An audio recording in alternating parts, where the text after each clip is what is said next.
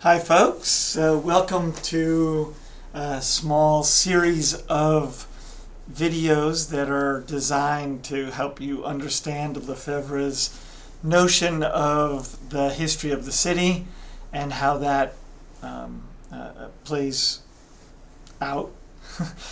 In this first video, I want to lay out for you a few prerequisites or sort of preliminary ideas that would be helpful for us to understand before we go into the actual sequence of working our way from the 0 point through the political city, the mercantile city, the industrial city, the critical point, and into the urban society. And the prerequisites are this. In essence, I want to quickly discuss with you how power shapes the world, how power struggles for its own survival, and how power clings to its existing powers. Because if we have a sense of this basic dynamic, then we can understand a little bit better the transitions that are taking place between the different kinds of cities that Lefebvre is talking about.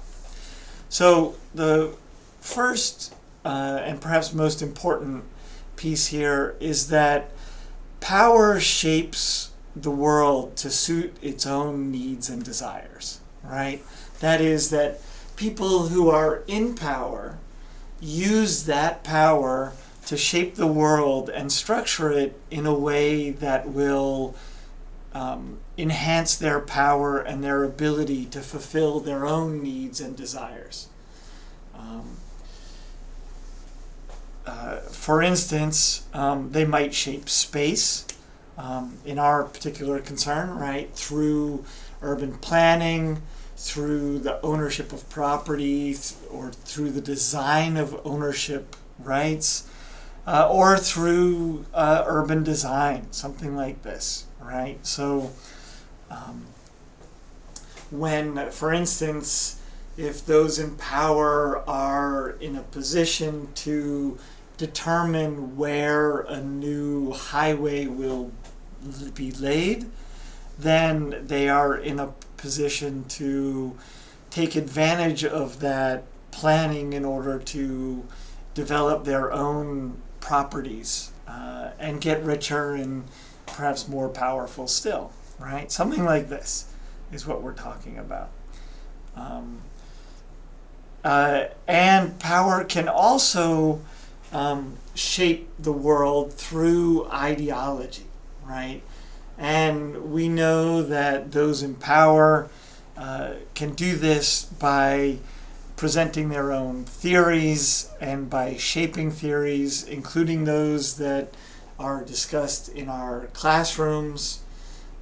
Certain theories are rewarded with additional financing and support, right? In the US, for instance, free market economists are often find that rich companies will, or rich individuals will, fund their research chairs, allowing them to more effectively disseminate the theories that they're developing.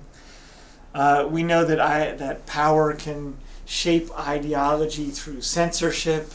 That is, that those in power can inhibit the spread of information that might not reflect well on them, and thus can use censorship to shape the way that people think about those in power, and thus thereby enhancing that power. We also can, people in power can shape ideology through education, right? By shaping and determining which topics are allowed to be taught in schools, and in what ways they're allowed to be taught. You can see this in the U.S., where there are groups who are trying to block the teaching of evolutionary theory in high school or middle school, because it suits their own vision and understanding of the world, and sacrifices science. And I'm sure you can imagine other ways that education shapes your ideology, right? Even here at many of our universities, many of our colleagues have a particular set of ideas, and they use those to shape the way you think. As do I. I perhaps a competing ideology, but I am also using my position to try to shape the power that I do have to shape the way that you think. And finally, of course, power can also promote ideology through propaganda, through public relations, through social media, etc., by promoting particular positivist views of themselves and those who are in power. However, any group that is in power, any set of elites, in shaping the world around them, also creates the conditions for their own supersession. That is, they plant the seeds of change, right? So no matter what power does, it creates conditions that allow new powers to emerge.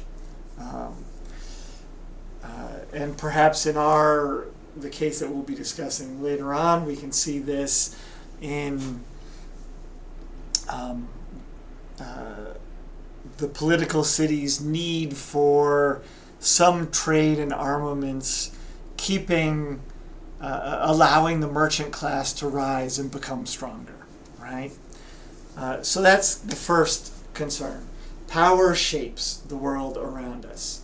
Second point, prerequisite here, is that power struggles, right? That as the seeds of change are planted and new forces, new powers emerge, those powers struggle for recognition. They struggle to get themselves in a position where they can shape the world, right? And they do this in order to obtain resources. They do it not just to shape society around them to better meet their own needs, but they also do so to obtain the resources that they need to strengthen their position as well. Because any new power needs economic resources, political resources, social resources, natural resources. And so these emerging powers will struggle to obtain those. So that they can then put themselves in a position to shape the world around us. So power shapes the world. New powers struggle to assert themselves and put themselves in a position to shape the world. And as they do so, existing power tends to cling to its powers, right? Power seldom lets go easily. People in power, people who are benefiting from the way the world is organized today, very seldomly let go and say, well, we'll give up our power and let you do it, right? We'll let a new power take over. And it's only natural. It's not necessarily healthy, but it's only natural that nobody wants to lose their ability to create benefit and good outcomes for themselves, right? So these forms of power, so existing forms of power will always cling to power and will not let go easily, which is why emerging powers have to struggle in order to get in the position to shape the world around them. As a result of this, even after the emergence of new powers, we still see the remnants of old forms of power in the world, right? So even as, for instance, in feudal Europe, even as the new nation states take over and gain power at at the national level, we still see the power of the Catholic Church permeating those societies and fighting against the nation states' change in the balance of power. So with this notion that individuals in power, and I say power here, but it's really, power is something that is done by individuals and supported by other individuals.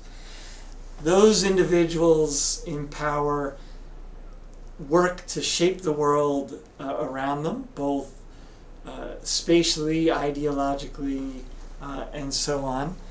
New powers struggle to emerge, and old powers tend to cling to the power that they do have. So with that little bit of dynamic, I think we're ready to start talking about the different powers that have evolved in the transitions that Lefebvre describes. So we'll move on to that in the next segment.